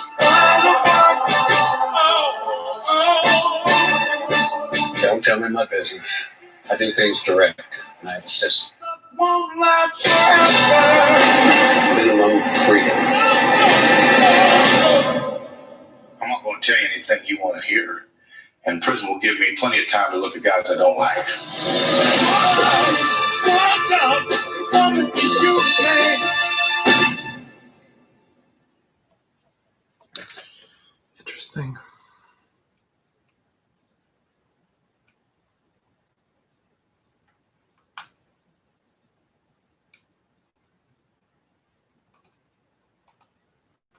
This year, I feel like this game's just very underrated.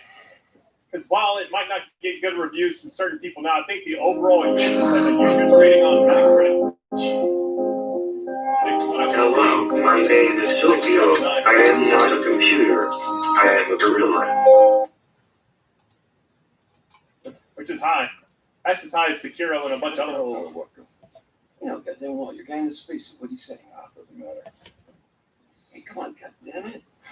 You really don't want to be doing that right now. Oh, yeah? You think I need more than this tape and you're scrolling and all this? Come on, what do you say? Come on. Seriously, what happened to Sarah? Huh? Where's your old lady? Where's your old lady?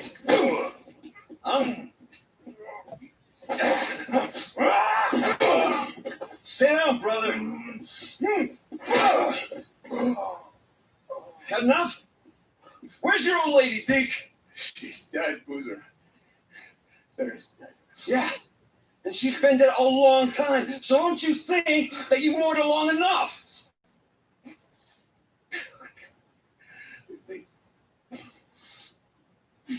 You have a hell of a left hook, asshole. Oh. Yeah, that's the only move I got. Come on now. Oh. I gotta get my sorry ass back to work. Can't be good for yourself. It's the only move I got. Still, I'd take your ass with it 3 times in a row.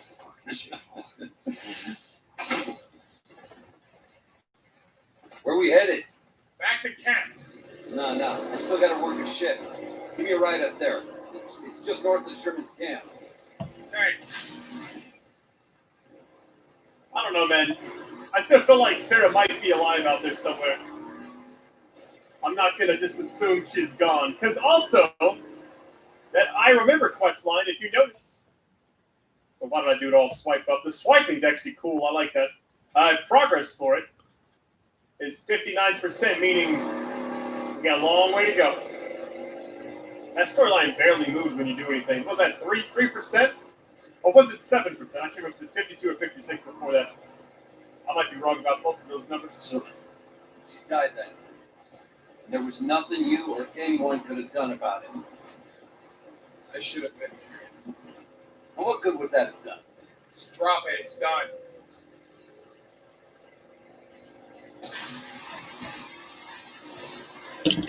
I'm glad I got the nitrous. It's a nice little bump in speed. It didn't feel like it goes too fast. I was worried about the game stuttering a lot if I upgraded my shit to be too fast, you know? I don't see a difference, though. Skizzo, you there? Lost Lake Camp. Skizzo. Yeah, what's up? Just had a run of his... Hey, where the hell is you, bro? We skipped work duty today. What the hell, man? Shut up and listen to me. I was giving him a ride to the work site, and we were attacked by rippers. Oh, Jesus. Where? Outside of Road Camp. You got to tell Iron Mike. Carlos is coming, and he is is not going to stop. What do you think I've been telling him? For months. Yeah, I'll let him know. Right towards Pueblo now. Boozer will be at the site in a few minutes. Well, that's great, because he owes the camp another half shift for the work he's missed. Shut up, Skizzo. Hey, Deke. Well, camp is kind of in the opposite direction, isn't it? We took the scenic route out. Asshole. Okay, Skizzo. That damn Schizo, man. He reminds me of a Grand Theft Auto character for some reason.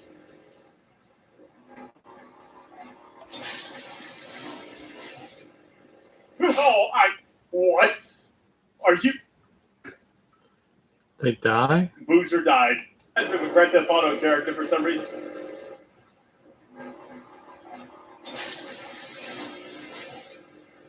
Oh, what? Are you? It's funny. Boozer died. That's crazy, dude. What a turn of events. Oh my god. We're not too far away, luckily. Yo, that's crazy. So I'm sitting there driving, and that shit just...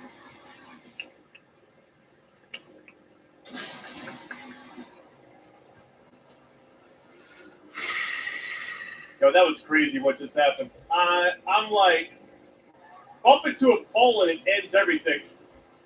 I gotta be cautious, man. Alright, I think we're safe now. Most dangerous thing in the game is my driving, apparently.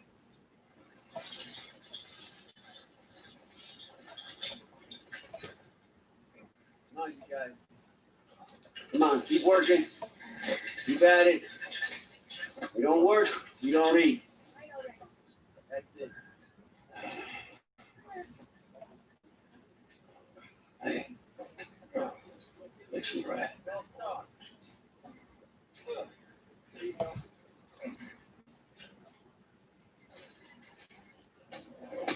Nice. All right, we got this. Iron Mike, trust up. Surviving is living, 50%. No beginning and no end. All right. I'm actually going to stop my footage. I need to... St. John to Lost Lake camp. Come back.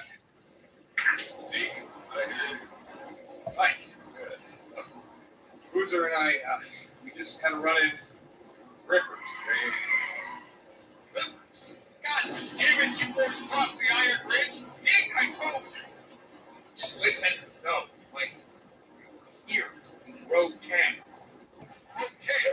There were rippers in road camp. You sure it was rippers? Jesus, Mike, yeah. They're kind of hard to miss, you know, with the scars, acting crazy, killing anything that moves.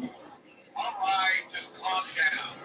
We got a parlay with Carlos. This gives us heading over to Iron Butte tomorrow. We'll find out what the hell's going on, and then you're sending Skizzo to parlay with Carlos. Jesus, Mike. Don't tell me how to run my camp, Deke. Like I said, my treaty is going to hold Lost Lake out. Whatever you say, Mike. Say Skizzo's right. You're going to get everyone killed. Yeah, I'm worried about Ricky and all them back there. Ricky, Eddie, I don't know. All right, so where we're at right now. I remember storyline. No beginning and no end. It's been crazy here. Right up to the Sarah. Oh, so we got the memorial stone, and then we got the actual thing. Okay. Okay, protecting the weak. What am I doing right now? So that's the place where they got married, I think. I'm going to guess. It's been crazy here. Is that where I'm going? Oh, no, it's not. Oh, I think I was going the other way. Let me reselect the other one. Okay. That's better. Hey, Boozer, I'm heading up to Marion Forks. Marion Forks? As I decided, well, it's like you said, I've wondered long enough. So, time to say goodbye. You went to the church. Well, yeah, maybe. Jesus. Last time, Boozer, I'm hungry. I swear, eat it out. All right, give me 1 second. All right, here we go. Here we go. How many days gone on me? $795. Good gracious. I forgot what he started at. Radio Free Oregon. She'll set you free. Disappear or not. We disappear for 2 years. Come back, gun blazing.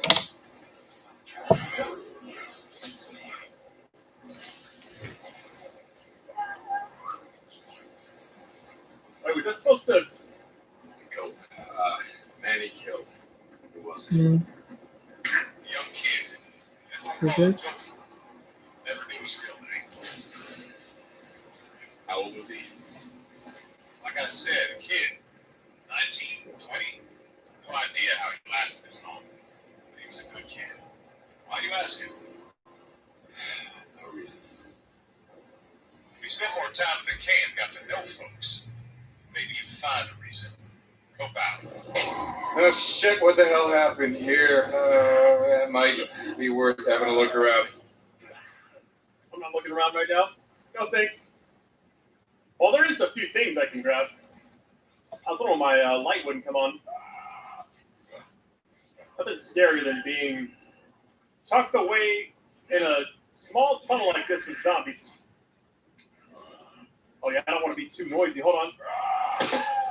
Is that a breaker? No. Small pickaxe. Let's just get out of here.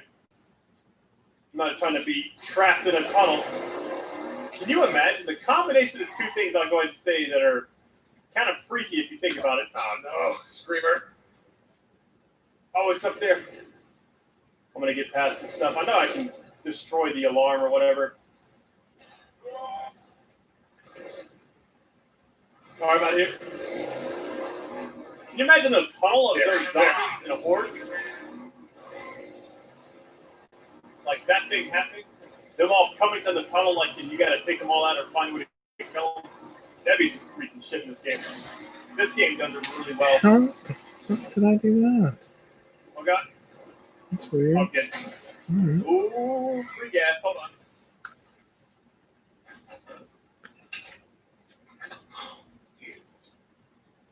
I like how it shows the gauge, like you can get attacked during it, which is kind of scary, but I like the real-time aspect of that. All right, here we go.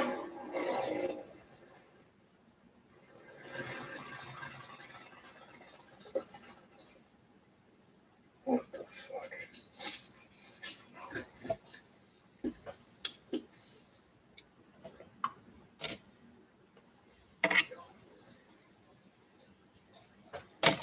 I need to go back and get some ammo and whatever, man. Let's just go in there. I'm always stealthy, or trying to be.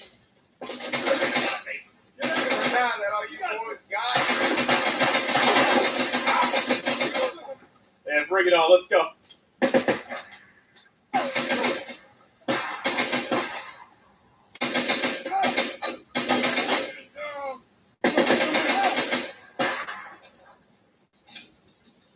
All right, let me just get this.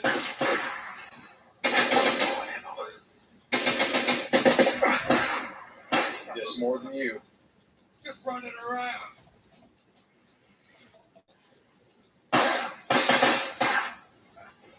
Damn it. Reload, reload. Hey, how about some of this?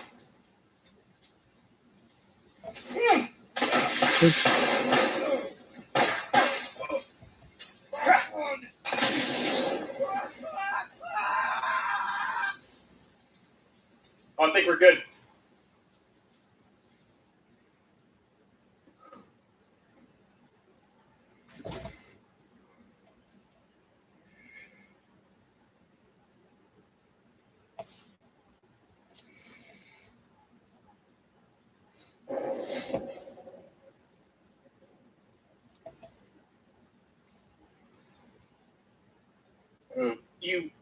You've each prepared your own path? Well, traditionally the groom goes first. I'll go first. Deacon, I'm so sorry that no one came. I guess we really pissed off everyone on both sides. I mean, not everyone. But I want you to know that that's how much you mean to me. Deacon, I'm so sorry that no one came. I guess we really pissed off everyone on both sides. I mean, not everyone.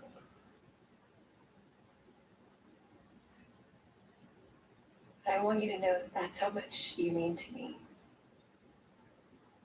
That I would give up anything for you. Anything.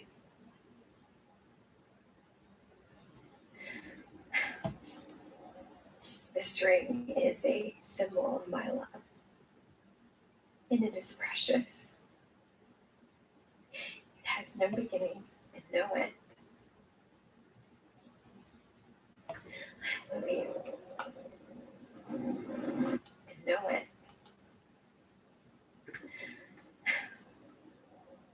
This ring is a symbol of my love. And it is precious. It has no beginning and no end. I love you.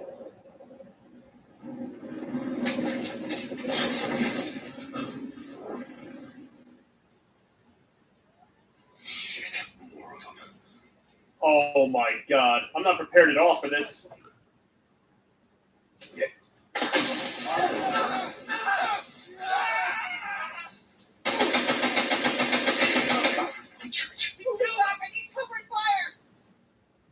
I might have to actually change guns here in a minute.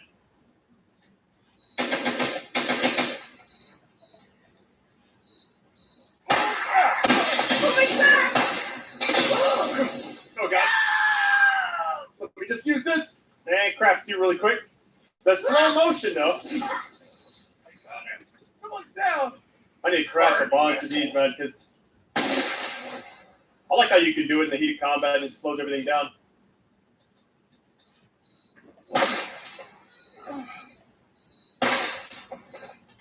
I think we're good.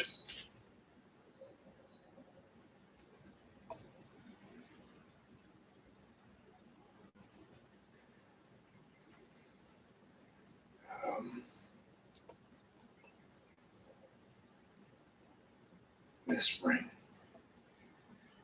is my promise. I'm always gonna love you. And I ain't never gonna leave you. Like you may kiss the bride. Oh, wait a second. Here, you can have this one back. But only if you promise to ride me as much as you ride your bike. Whoa.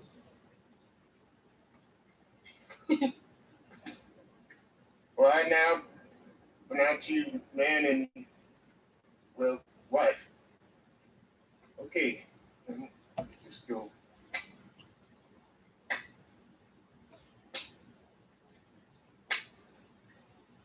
Get a room.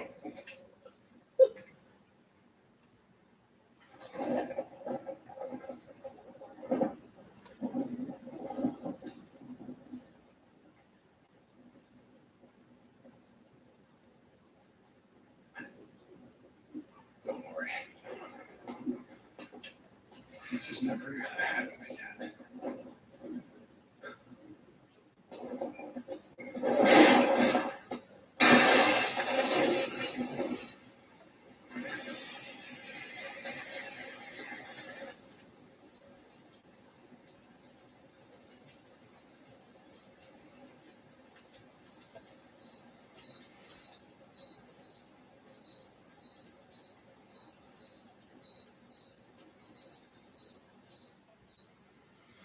So I want to take a minute to start this and just say thank you guys, each and every video, bringing the heat, bringing the likes, the views, everything. It really means a lot to me. You guys beat me to my own videos, and I'm the one that schedules them. But I kind of been uploading around the same time every day. So thank you for the support each and every day. The active love is amazing.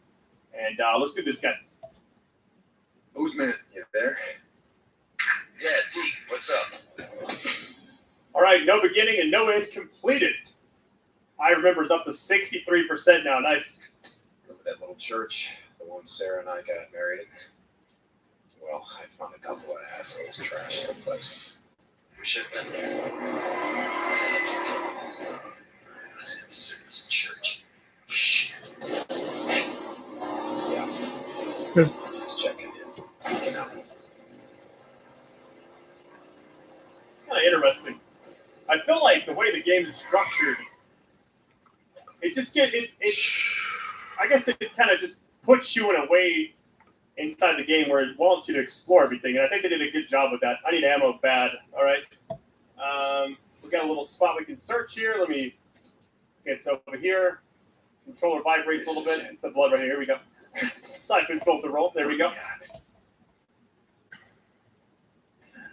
Still got this. I'm in not much shape to do anything right now with this low on ammo and everything else. Gotta take a closer look. What's this back here? It's kind of odd. Oh, God. Oh, my goodness. Oh, yeah, I got a skill point. Hold on, let me look at the melee or range. I think we're pretty much good on the survival for now, unless I just want to max everything out, which I will eventually. The Reckoning. Does not work with the boot knife, all right.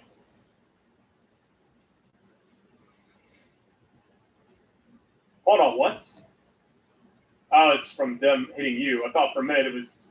I kind of want to do the melee combo thing, but at the same time, I feel like... What is looks like the next column for this? Oh, man. That right there has got to be huge.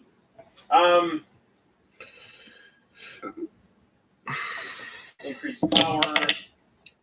Focus cocktail. Let's get this thing. I did notice that the cooldown on that was pretty severe. Oh, we're good. I've been playing this game every single day, guys. I love it. Use everything. I think I've never played a game as much as I've played this one. So I've been cranking out some videos for sure. Sledgehammer, I'm good. This thing has a lot more damage. Or damage, I can't speak. Hold on. Oh, wait, there might be ammo in that trunk. Let me... I'm low on, like, every type of ammo, which I'm... Of course, there's not any in there, but whatever.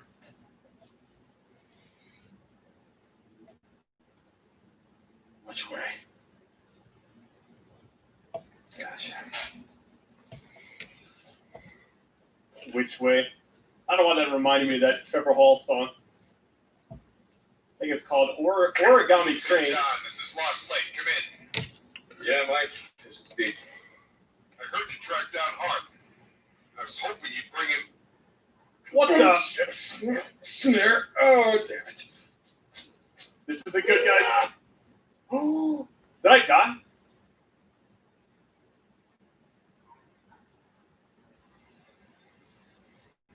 Yo, that's never happened before. Oh, shit. Oh, I gotta get my gear. I gotta find my gear. Can't let him see me.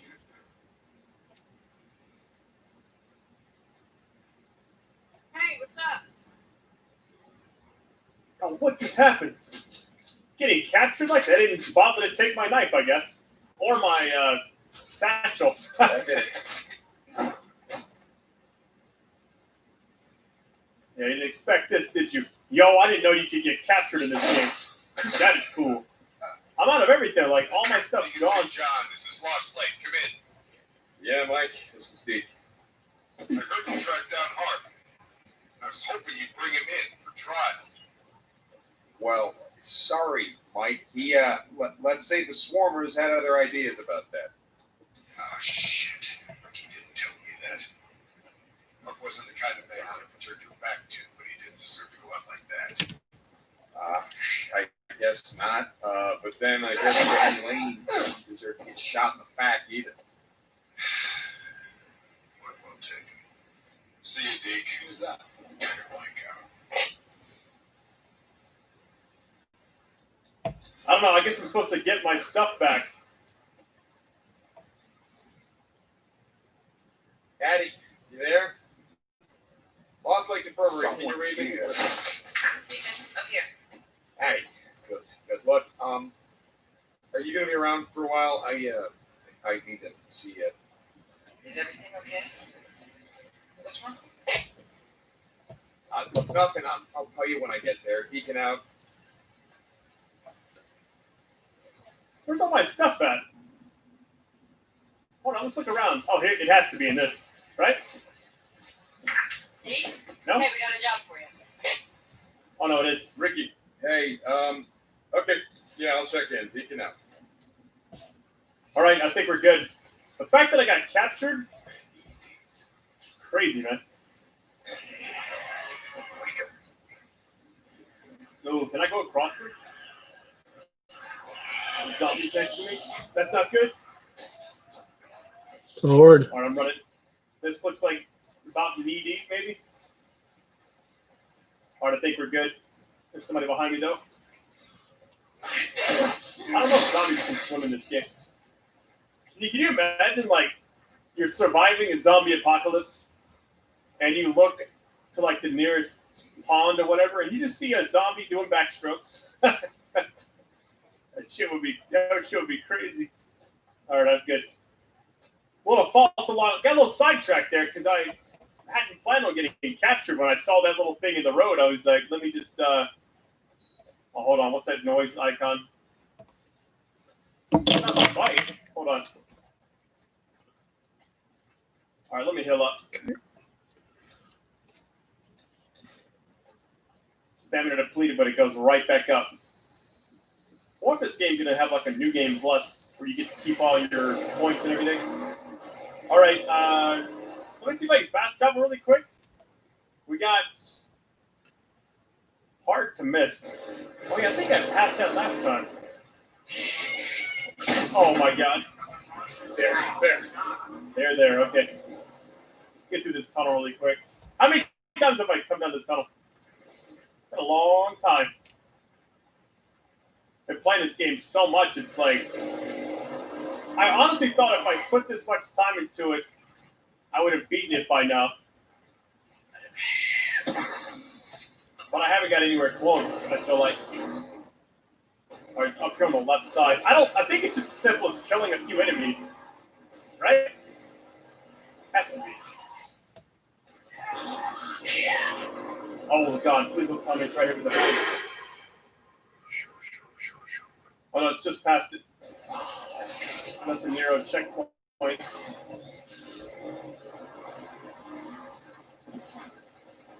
kind of want to come back there in a separate video and like, oh, it's right here. Now I don't know. Oh, this is a. I need to repair my bike a little bit, I believe. Are you kidding? Oh, bear traps everywhere.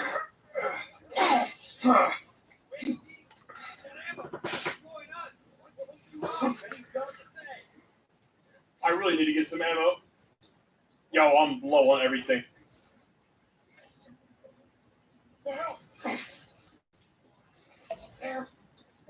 All right, I saved my suppressor for this moment.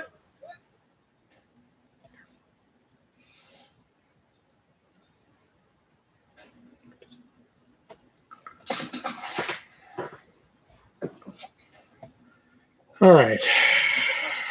And last but not least, these two guys. We'll highlight.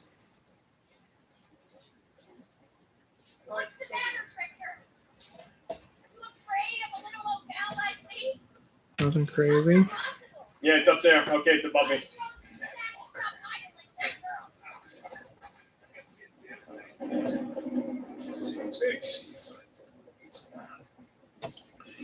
And did those. Let's do a highlight on these ones.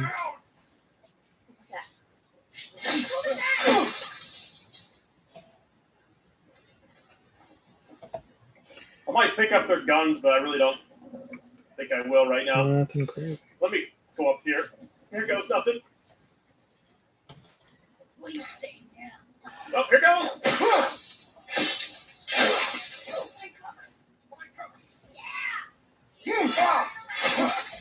Got him.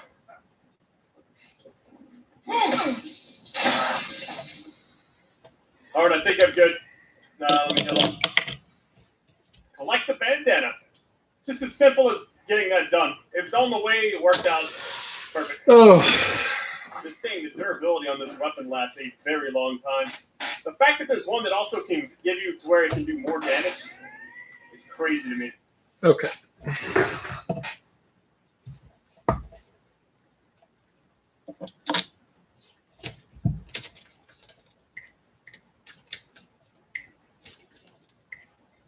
It's close enough to map a stone red.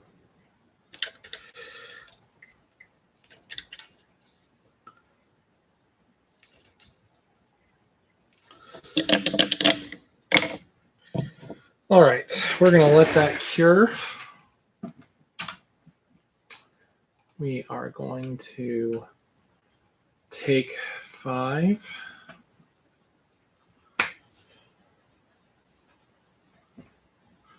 I'll be right back.